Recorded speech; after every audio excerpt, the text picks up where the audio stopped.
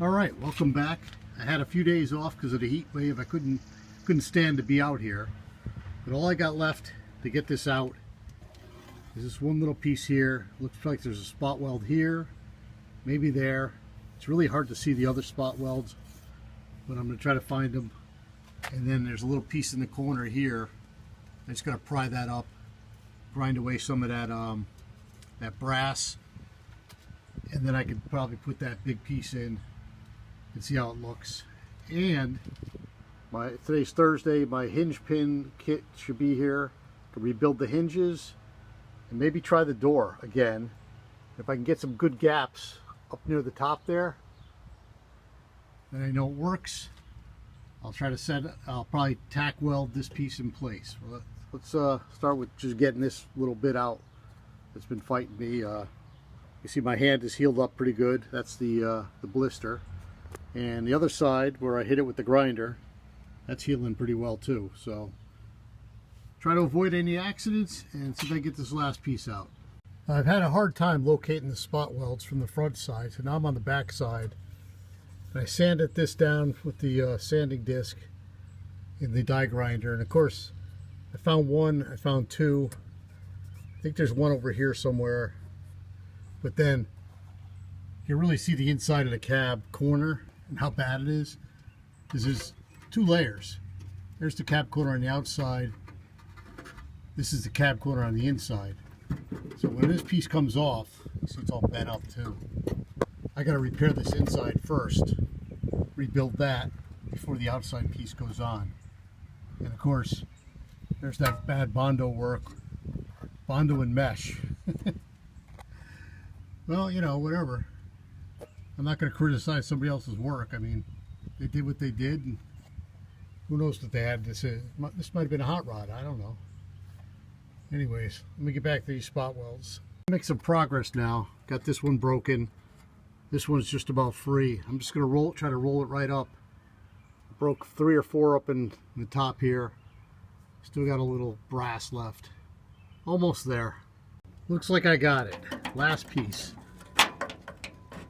I should have my glove on, but I had to turn the camera on. It's probably just hanging up right in here on the last little bit of spot weld. I'll just try to flex it to break the spot weld. See if you can kind of see it break in there. Just stretch fracture it.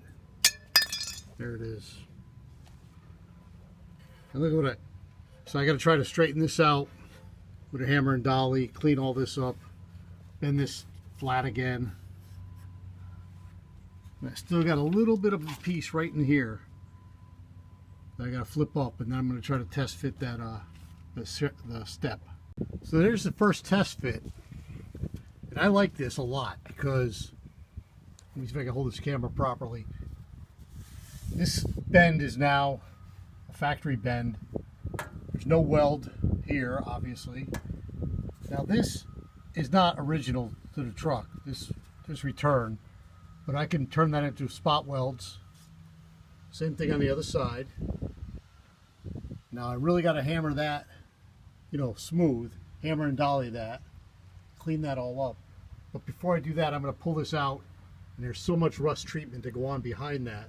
That's going to be a different video, I think. Or maybe I'll do some more of it today. I'll start it today, do some wire wheel therapy, because it's a great day for doing wire wheel work and hammer dolly work. I'll show you the, you know what, let me pull this out and show you what's underneath. So this has got to be all straightened out and treated for rust, both sides. This has got to get wire wheeled for rust. This has got to get cleaned up. There's all pieces of spot weld on there I got to grind off. So there's a lot of work to be done before this step goes in. But I want to show you what I'm up to. Plus, this repair to the B-pillar, or the B-post, whatever you want to call it, that has to get done too. And then of course the cap corner is after the step is in. So lots of work to do. What was I thinking when I bought this truck? I have no idea. But I'm going to enjoy every minute of this. So I did some cleanup with the wire wheel. What I'm trying to do while I'm just sitting here, I'm sitting down on a stool, and I'm reaching back here with the wire wheel, I'm trying to reach in here as best I can underneath, and I can lift this floorboard up a little. You can kind of see the line. I want to get under there really good, so I'm going to probably pry that up a little bit more. I don't want to bend it, but I want to really get under there. And whenever I can't get the wire wheel, I'm going to brush on some product, either the Seal or the phoric acid, you know, from Home Depot. But I got to get the back side of this. I want all this as cleaned up as best I can, because I'll never be able to get at it once this cover's on, once that floor pan's on, or step.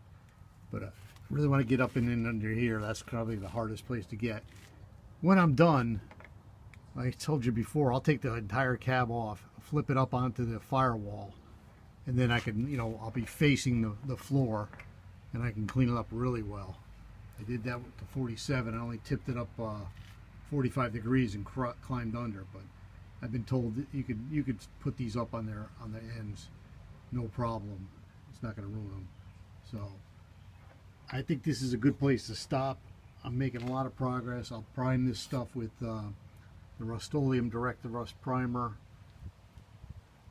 and then I'll see about placing that in one more time, hammering these smooth before I make these puddle welds and fill all that in again. So thanks for watching. Thanks for the tips. Truly appreciate it. I feel like I'm making progress slowly but surely, and plan is to finish one entire side and move over to the other side.